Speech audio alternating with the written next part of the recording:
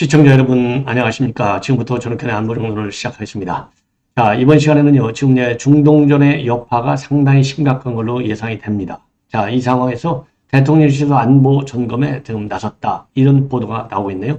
자, 관련 내용 말씀을 드리도록 하겠고, 그리고 지금 이제 신원식 장관이 취임한 지 이제 한 이틀밖에 되지 않았는데 오늘 전방부대를 순시했습니다. 여기에서 특명을 내렸어요.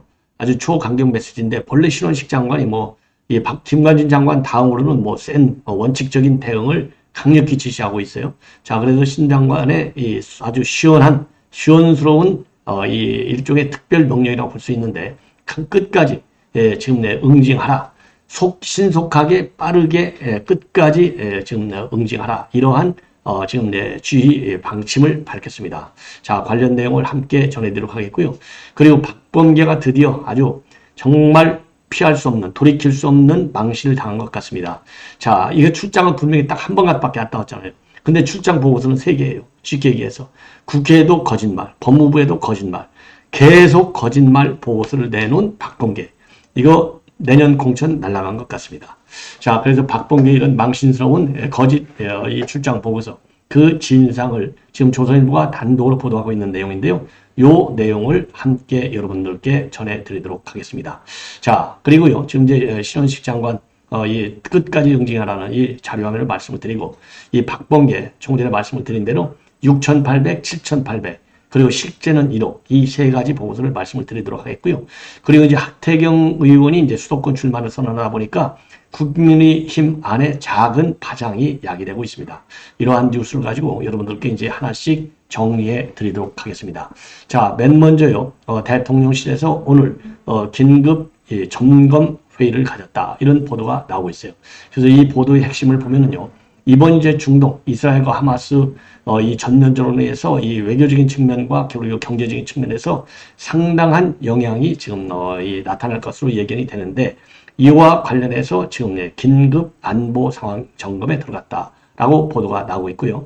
자, 그래서 대통령실의 이 분위기를 보면은 지금 미국이 사우디와 이스라엘 관계의 정상화, 이거를 추진했는데 여기에 지장이 있을 가능성이 크고, 그러다 보면 중동 정세가 급변할 수 있는 것 아니냐. 그래서 다각도로 우리나라에 미치는 영향을 들여다보고 있다. 특히 유가 급등을 포함한 경제에 미치는 영향도 살펴보고 있다. 이렇게 지금 나와 있고요.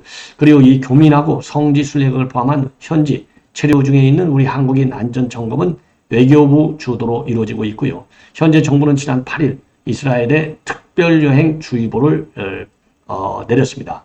그리고 우리 국내에 대해서는요, 가능한 채 산국으로 출국하라, 이렇게 권유를 하고 있는 상황입니다. 그리고요, 현재로서는 지난 4월 달에 수단에서 무력衝突이 발생했을 때 우리가 군수송기를 특별히 띄웠어요. 그래서 우리 한국인을 갖다가 이제 서울로 구출해 왔는데, 이번의 경우에는 아직까지는 텔아비브에 있는 벤구리온 국제공항이 기능을 하고 있기 때문에 별도의 특별 수송기를 띄울 계획은 없는 것으로 그렇게 알려져 있습니다. 예, 하지만 하마스하고 이스라엘 군 간의 충돌이 전면전으로 치닫을 가능성이 제기되고 있고, 그리고 하마스가 벤구리온 국제공항에 로켓을 발사했다, 이런 이제 보도까지 나오고 있거든요. 그러다 보니까 지금 대통령실은 상당히 긴장 상태에서 이 상황을 면밀히 지금 분석 중에 있다, 이런 보도가 나오고 있고, 그리고 이제 대한항공의 경우에는요, 이스라엘에 체류하고 있는 우리 한국인들의 귀국을 지원하기 위해서 인천행 항공편을 이제 내일 오전에 운항할 것으로 알려지고 있습니다. 그리고 참고로요, 서울에서 이스라엘로 출항하는 이 대한항공 우리 국적선은요, 일단 운항을 중지했습니다. 자, 그리고요, 이번 사우디와 이 하마스와의 전쟁으로 인해서 윤석열 대통령이 집중적으로 추진하고 있는 이 경제 외교, 특히 이제 중동 국가를 대상으로 한 경제 외교에도 상당 부분 영향을 받을 가능성도 배제할 수 없기 때문에 이 부분에 대해서도 이제 특별히 지금 여러 가지 대안을 검토 중에 있다, 이런 보도가 나오고 있고요. 그리고 이달 안에 사우디하고 UAE와의 대규모 프로젝트 확정을 위한 후속 일정들도 예정대로 일단은 그대로 추진해 나간다.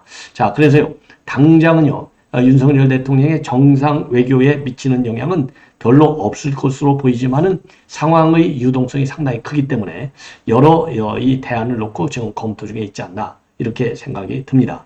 자, 그리고요. 현재 우리 국민의 경우에 우리 국민 참고적으로요. 이스라엘에 체류하고 있는 우리 국민은 총 570명이고 관광객이 약 360명. 그래서 현지 관광객 플러스 우리 일종의 이제 동포라고 할 수 있는 570명 합치면 930명으로 알려져 있고, 그리고 이스라엘에는요 우리 국내 굴지의 대기업들이 많이 진출해 있어요. 삼성전자하고 LG전자 그리고 현대차하고 기아차 이런 기업들이 지금 거기에서 이제 좀 상주하면서 기업 활동을 하고 있는데, 이런 부분도 이제 앞으로 상황의 추이에 따라서 이 변화의 가능성이 예견된다 이렇게 볼 수 있을 것 같습니다. 그래서 현재로서는 우리 국민 또는 우리 기업들이 입고 있는 어떤 피해 이런 것은 아직 특별하게 보고가 된 것이 없는 것으로 그렇게 알려지고는 있다라는 말씀을 드립니다. 자, 이번에는 말이죠. 이번에는 지금 이제 이렇게 해서 우리 대통령실의 이제 안보 점검 내용을 말씀을 드렸고, 자, 이번에는 이제 신원식 장관이 최전방부대를 오늘 전격 방문을 했습니다. 자, 이 전방부대를 전격 방문을 해서 각별한 특별 지침을 내렸습니다. 자, 그래서 이런 북한 도발에 대해서는 기본적으로 신원식 장관이 지난 취임사에서도요. 강력히 응징을 하는 것이 기본이에요. 그래서 취임사에서도 일단 응징이 억제이고 억제가 곧 평화다. 만약에 북한이 도발하면 즉각 강력히 끝까지 응징해서 적의 추가 도발 의지와 능력을 분쇄하라. 이러한 입장을 밝혔는데, 오늘 오전에 말이죠. 오늘 오전에 최전방 부대인 육군 제1보병사단을 찾아가지고 여기에서도 지난 취임사에서 밝힌 이 지침을 다시 한번 강조를 했습니다. 그래서 그동안의 북한은요, 집권 2, 3년 차에 대형 도발을 감행해 왔는데, 만약에 적이 도발하면 첫째, 즉각 응징하라 할 때의 즉각, 둘째로는요, 강력히 응징하라 해서의 강력히, 셋째로는 끝까지 응징하라 해서의 끝까지. 그래서 즉, 강, 끝, 요 세 가지를 강력히 지시했어요. 그래서 오늘 이제 보병사단 장병들이 이 연호 딱 할 때 즉강 끝 화이팅 이렇게 그 연호를 했다고 할 정도로 즉강 끝이 이제 앞으로 이제 군에서 아주 뭐라 그러죠? 그냥 이 화이팅 이런 그 구호로 쓸 때 즉강 끝 요게 그야말로 이제 일반화 될 것으로 보입니다. 그래서 신원식 장관은요, 북한이 얻는 것보다 잃는 것이 많다고 느끼도록 해야 도발을 억제할 수 있다. 이것이 응징력의 효과로 억제에 의해 달성되는 평화가 바로 힘에 의한 평화다. 그리고요, 네 번째 원칙은 뭐냐? 이 세 가지 원칙을 절대 잊지 말라는 것이다. 자, 그래서 이거 오늘 이제 신원식 장관의 이러한 특별 지침이라고 한다면 문재인 정부에서 대북 정책 그리고 대북 전략 요거를 근본적으로 딱 무시하고 제대로 정신 재무장을 해서 적국이 북한이 적국인 만큼 거기에 상하는 가차없는 응징을 하라. 그래서 이 얘기는요, 윤석열 대통령이 최근에 전방부대를 찾아서 뭐라고 그랬습니까? 자, 절대로 북한이 도발에 오면 1초도 머뭇거리지 말고 즉각 응징하라. 이렇게 지시를 했잖아요. 요 즉각 응징하라는 말을 이제 세부적으로 온다면 즉각 응징하고 그 다음에 아까 말씀드린 대로 강력히 응징하고 끝까지 응징하라. 요렇게 이제 압축이 되는 건데요. 대통령의 지시에 연장선상에서 이루어진 아주 확고한 지침이 아니냐. 그래서 정무적 판단을 할 이유도 없고, 그리고 정무적 판단의 상부 지침을 기다리지 말고 즉각적으로 즉각 응징의 방점이 찍혀 있는 것이 아니냐. 그래서 이런 거는요, 저 신원식 장관이 그동안에 이제 언론 매체의 이 기관 칼럼이라든가 또 이 신원식 장관의 이런 국회에서의 발언 이런 내용을 보면 평소의 지론이 일종의 이제 대응 지침으로 이제 확실히 명백히 이루어졌다는 점에서 의미가 있는 것이 아니냐. 그리고 또 하나 이제 의미를 보면은요, 교전 규칙에 규정된 원칙대로 대응할 때 발생할 수 있는 정치적 문제까지도 군 지휘가 책임지겠으니 현장에서 현장 지휘관의 판단에 따라서 끝까지 응징하라. 이런 의미가 내포되어 있어요. 그래서 유엔사 교전 규칙에 따르면요, 비례 대응이 일단 원칙으로 되어 있는데 군 내부에서는 그동안에 이제 충분성의 원칙이 반영된 교전 구칙을 갖고 있어요. 그래서 충분성의 원칙이라고 하는 것은 북한의 도발에 대해서 2, 3배 이상으로 응징하라 이런 얘기가 아니겠습니까? 그러니까 교전 규칙이 존재하지만 이런 정부적인 판단 때문에 대응 수위를 과연 어느 정도 할 것이냐 이게 이제 현장 지휘관들이 항상 가지고 있었던 이 고민 중에 하나였는데 이런 고민을 이제 덜은 것이죠. 그래서 비례 대응의 원칙도 원칙이지만 그보다는 충분성의 원칙이 더 강한 대응의 기본 원칙이 된다. 이렇게 이제 판단할 수 있어요. 자, 그래서 이런 이제 신원식 장관의 이런 이 발언은 군 당국이 그동안에 북한의 국지적 도발 가능성을 어느 때보다도 이제 크게 보고 있는 상황이 아니겠습니까? 자, 그래서 그동안에는요, 원점 타격, 수십 배의 응징, 뭐, 김관진 장관도 그렇게 얘기했는데, 분명하게 즉강 끝, 이 원칙이 이제 살아있는 하나의 대응 원칙으로 자리 잡는 것 같고요. 이번 중동전을 계기로 해서 지금 군 안팎에서는 그래서 말이죠. 이제는 전략사령부, 북한의 핵에 대응한 전략사령부를 지금 내년에 지금 창설식을 가질 예정으로 있는데, 자, 이번 기회에 전략사령부에 대한 내용, 지침, 전략사령부의 창설 지침의 구체적인 내용, 이런 것들이 원칙적으로 제대로 반영이 돼서 이런 응급 상황이 제대로 관리가 되도록 해야 될 것이 아니냐. 그래서 전략사령부에 조속한 이 창설이 그 어느 때보다도 강하게 필요한 환경이 아닌가. 이렇게 생각이 듭니다. 예. 자, 이번에는 말이죠. 이제 박범계가 참 이 망신스러운 사태를 자초하고 있어요. 그래서 이 박범계 출장은 딱 한 번이잖아요. 그런데 예산이 법무부에 대한 예산은 6,800만 원. 실제로는 1억 원이 들은 거예요. 1억 원이 들었는데 법무부에 내놓은 출장 보고서에 따르면 608만 원으로 되어 있고요. 그리고 이제 국회에서 제출하게 되어 있는 국회 제출 출장 보고서에는 또 7,800만 원으로 되어 있어요. 아니, 박범계라는 사람이 한 사람이잖아요. 그런데 이게 한 사람이 똑같은 인원을 데리고 출장을 갔는데 출장비가 이렇게 계속 상이에요. 박범계는 제가 더 말씀드렸잖아요. 김소영 변호사가 대전시 의원 출마하는데 돈 1억 원을 내라. 이렇게 해가지고 그게 소송에 가서 결국은 패했어요. 예, 그래서 이 김소영 변호사한테 수백만 원의 배상금을 물어준 적이 있는데 박범계는 돈의 노예가 아닌가. 이렇게 생각이 들어요. 예. 자, 그래서 이거는 이제 조지 워싱턴 대학에서 강연을 하고 있는데 요때 조지 워싱턴 대학에서 초대를 받아서 간 것으로 되어 있는데 초대를 받아서 갔다면은 초대비가 나와 있는데 초대비가 하나도 없고 전부 우리 대한민국 혈세로 가서 강연도 하고 또 여러 가지 부수적 행사도 했어요.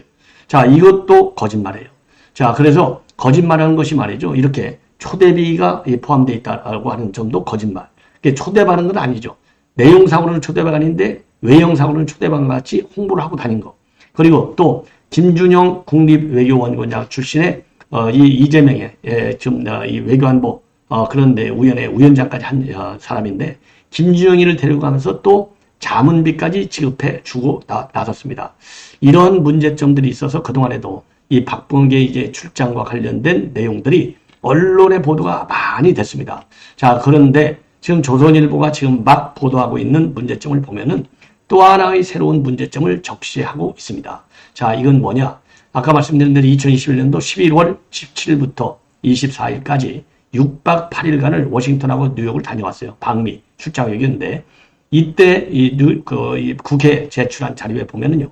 1억 원이 아니고 본래 순수하게는 1억 원인데 항공비가 4,359만 원, 그리고 체재비가 28,745달러, 환율 기준 당시 환율 기준으로 따지면 3,454만 원. 그래서요. 7,813만 원을 썼다고 명시가 되어 있습니다. 그리고 여기에도요. 수행원이 11명인데 본래는요. 11명에 1억 713만 원을 썼는데 이 713만 원은 1억 713만 원은 항공비가 5,928만 원, 체재비가 4,326만 원이거든요. 자, 그런데 국회에다 낸 보고서에는 11명보다 5명이 더 적은 5명 적은 6명으로 출장비는 1억 713만 원이 아니라 2,900만 원이 줄어든 7,813만 원을 올린 바 있어요. 국회에 제출한 보고서에. 이게 얼마나 엉터리 거짓말입니까? 예, 참 기가 막힌 것이죠. 그런데 문재인 정부의 그러니까 이제 그 문재인 정부의 해외 출장 정보 사이트가 있는데 거기에 사이트 이름이 국외 출장 연수 정보 시스템이에요. 여기에다가는 얼마를 적어놨느냐? 6,840만 원을 적어놨어요. 그러니까 국회 보고서 내용 다르고 정부 국외 출장 연수 정보 시스템에 올라와 있는 출장비가 다르고 이게 다 달라요. 그래서 지금 보수 성향의 시민단체 자유대한호국단은 지난 6일 날 이건 허위 자료를 공개했지 않습니까? 출장 연수 정보 시스템에. 그래서 박 장관을 갖다가 서울중앙지검에 고발했어요. 자, 그런데 이번에 이제 국회에 또다시 거짓말을 했잖아요. 그러니까 제가 보기에는 이거는 또다시 추가적인 고발을 해야 될 것이 아니냐. 이렇게 판단이 드는 대목입니다. 그래서 그동안에 아까 조금 전에도 말씀드린 대로 조지 워싱턴 대에서 사실상은 초대를 받지 않았는데도 불구하고 초대받은 것으로 가짜 홍보를 했고요. 뉴스를 가지고 홍보를 했고 전부 돈은 우리 대한민국 예산에 들어갔고 그리고 김준영이를 데리고 가면서 106만 원을 또 자문비로 지급을 한 겁니다. 자, 그런데 이 김준영이 이 사람은 이재명 대선 캠프에서 평화외교안보 특위위원장을 가졌어요. 그러니까 이재명한테 대통령이 되면 잘 보여가지고 또 뭐 한 자리 해먹으려고 김준영이를 데리고 간 거예요. 그리고 지가 외교관지를 모르니까 또 김준영이 도움을 받으라고 데리고 간 거예요. 그러면서 국민 혈세를 공무원도 아닌 이재명 캠프 인간한테 국민 혈세를 혈세를 통해서 예산을 지불한 거예요. 이게 얼마나 모럴 해저드가 이건 심각한 정도가 아니냐.